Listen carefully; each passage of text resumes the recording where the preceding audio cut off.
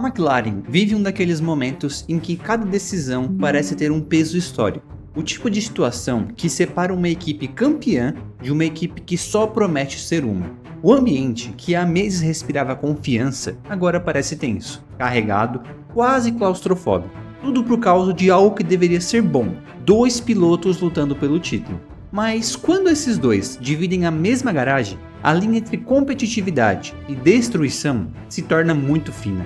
Oscar Piastri e Lando Norris estão vivendo exatamente isso. E o que começou como uma disputa saudável se transformou em um cabo de guerra emocional e político dentro da McLaren.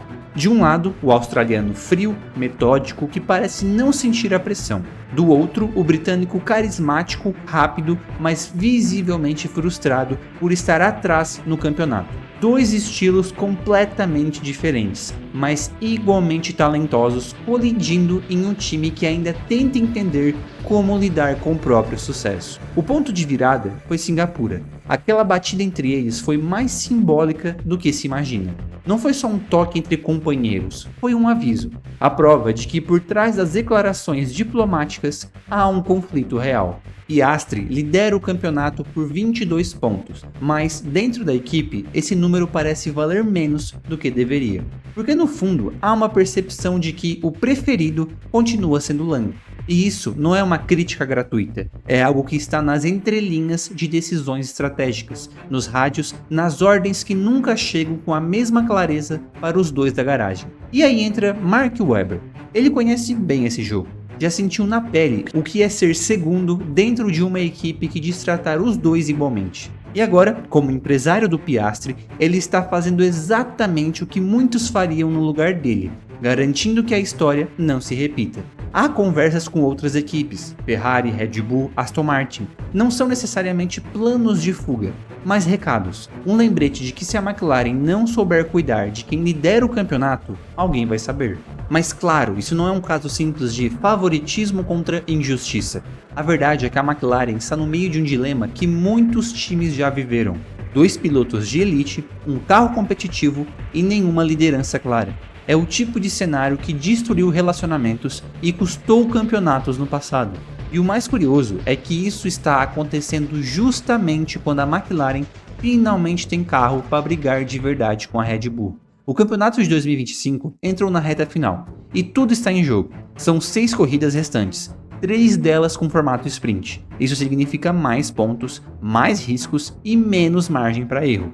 Piastri tem 22 pontos de vantagem sobre Norris e Verstappen vem logo atrás com uma Red Bull que parece ter recuperado o fôlego depois de um começo irregular. O cenário é de guerra fria. Cada corrida é uma batalha psicológica tanto quanto esportiva. O problema é que a McLaren parece ter perdido o controle da narrativa. Tentou manter o discurso de igualdade, mas acabou ficando refém dele. As regras papaias, criadas para evitar o caos, acabaram fazendo o oposto. Quando você tenta agradar os dois lados, acaba irritando ambos. E agora, sem essas regras, os dois estão livres para lutar. Livres demais, talvez. Austin, no Texas, será o primeiro teste desse novo Vale Tudo. Um final de semana sprint, ou seja, 4 sessões competitivas em 3 dias, isso significa 4 chances para dar algo errado. O Circuito das Américas é um traçado traiçoeiro, curvas rápidas, pontos de ultrapassagens apertados e uma primeira curva que é praticamente um convite ao desastre. É o tipo de pista onde os companheiros de equipe costumam se esquecer de que compartilham o mesmo time. E o que chama atenção é como o clima entre eles mudou. No começo do ano havia uma admiração. Norris via em Piastri um desafio saudável e o australiano respeitava o espaço do britânico dentro da equipe. Mas a partir do momento em que os dois passaram a disputar vitórias e poles, algo mudou. Norris começou a pilotar com mais agressividade, como quem tenta provar que ainda é o dono da casa. Piastri, por outro lado, ficou mais frio, e talvez seja isso que o incomoda tanto. Ele não se abala, não reage, não entra no jogo emocional. E isso faz parecer que ele está sempre no controle, mesmo quando não está. É por isso que essa situação é tão explosiva, porque o problema não é só quem é mais rápido, e sim quem a equipe escolhe proteger quando tudo der errado. E nesse ponto, a McLaren se vê em uma encruzilhada. Se favorecer o Piastri, corre o risco de alienar Norris, que é britânico, popular e tem anos de casa. Se apoiar o Norris, pode perder o piloto que está efetivamente liderando o campeonato.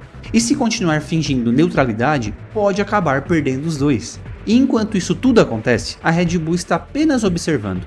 Verstappen não precisa forçar nada. Ele sabe que se a McLaren continuar se autodestruindo, os pontos virão naturalmente. É o tipo de oportunidade que define campeonatos. O que torna essa história tão fascinante é que, de certa forma, todos estão certos. Piastri tem razão em esperar igualdade real. Norris tem razão em não aceitar ser a sombra de ninguém. E a McLaren tem razão em querer manter os dois. Mas o problema é que a Fórmula 1 não é um conto de fadas, é um esporte movido por egos, política e poder. E mais cedo ou mais tarde, alguém vai ter que ceder. E a pergunta que fica é, quem vai ceder primeiro? O time tentando impor uma ordem que já perdeu? Norris aceitando o papel de segundo piloto? Ou Piastri cansando do jogo, decidindo olhar para fora? O destino da McLaren e talvez do campeonato inteiro vai ser decidido nessas próximas semanas. Austin, México, Brasil. 3 finais de semana, 2 com formatos sprint, todos com potencial para o caos. E se existe um momento em que a equipe precisa mostrar maturidade, é agora, porque a disputa Piastri versus Norris já deixou de ser sobre quem é mais rápido, virou um teste de liderança, de identidade e de nervos. Piastri chega a essa nova fase com a frieza que caracteriza. Ele não demonstra muito, não grita no rádio, não joga pra torcida. Mas a calma dele não é desinteresse, é cálculo. O australiano entende que o campeonato ainda está aberto e que a única forma de vencer é continuar sendo implacável. Ele aprendeu rápido o jogo da Fórmula 1. Não basta ser veloz, é preciso ser mentalmente inabalável. E nesse sentido, ele tem sido quase assustador. Norris, por outro lado, vive o oposto. É mais emocional, mais passional. Quando está em boa fase, parece imparável, mas quando o momento vira, a pressão o corrói. E agora, com o título escapando, ele está correndo não apenas contra o Piastri, mas contra o próprio nervosismo. É o dilema do piloto que sente que o tempo está passando e ainda não conquistou o que deveria. E talvez por isso ele esteja sendo tão agressivo, porque sabe que se perder agora, pode ser tarde demais para mudar o rótulo de eterno promissor. E é aqui que entra o papel da McLaren, porque nenhum time sobrevive muito tempo tentando agradar os dois lados. A Red Bull só virou potência quando assumiu que Vettel era a prioridade. A Mercedes só conquistou sua era dourada quando colocou Hamilton como referência. E a Ferrari, que vive trocando de direção, é o exemplo claro do que acontece quando você tenta equilibrar egos em vez de liderá-los. E a McLaren está diante dessa mesma encruzilhada. A verdade é que o time britânico voltou ao topo mais rápido do que imaginava, e talvez não estivesse preparado para lidar com o preço disso.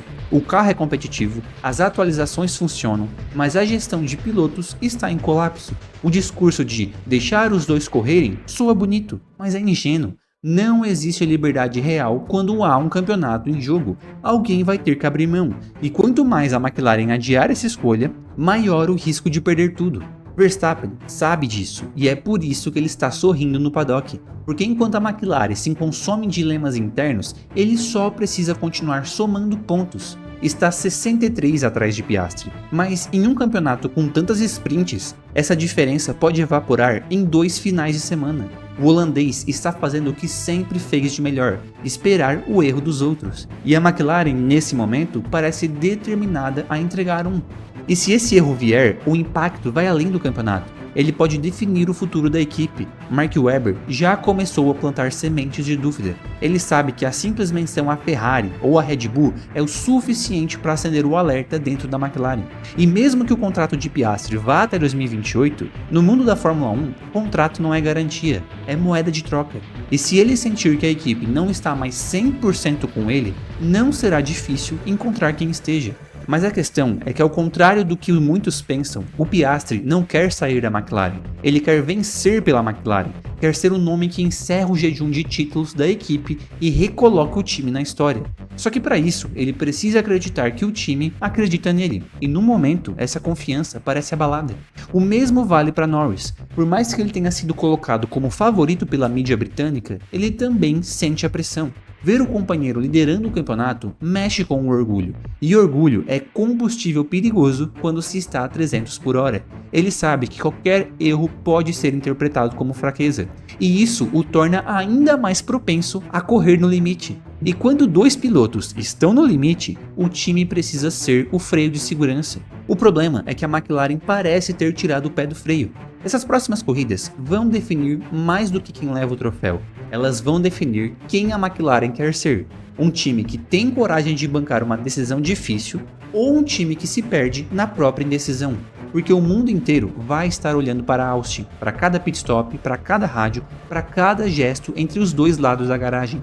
Um erro e o campeonato muda de dono. E é curioso pensar que tudo isso começou com uma simples disputa interna. Dois jovens talentosos, um carro rápido e um time renascido. Era para ser o conto de fadas da McLaren moderna, mas a Fórmula 1 raramente perdoa contos de fadas. E agora a história está prestes a virar tragédia se não houver comando. No fim das contas, ninguém duvida do talento de Piastri nem da habilidade de Norris. Os dois têm o que é preciso para serem campeões.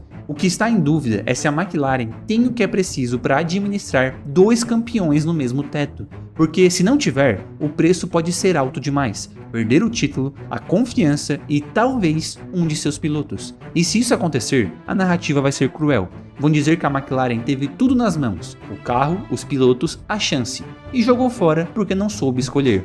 E aí, o campeonato de 2025 vai entrar para a história não por quem venceu, mas por quem se perdeu tentando agradar os dois lados. Comenta aí o que você acha. Eu particularmente tô torcendo pelo caos e eu deixo claro que eu quero o Verstappen campeão porque sem dúvidas para mim ele foi o melhor piloto esse ano. Eu sou José e esse é o Paddock Motor. Valeu, galera.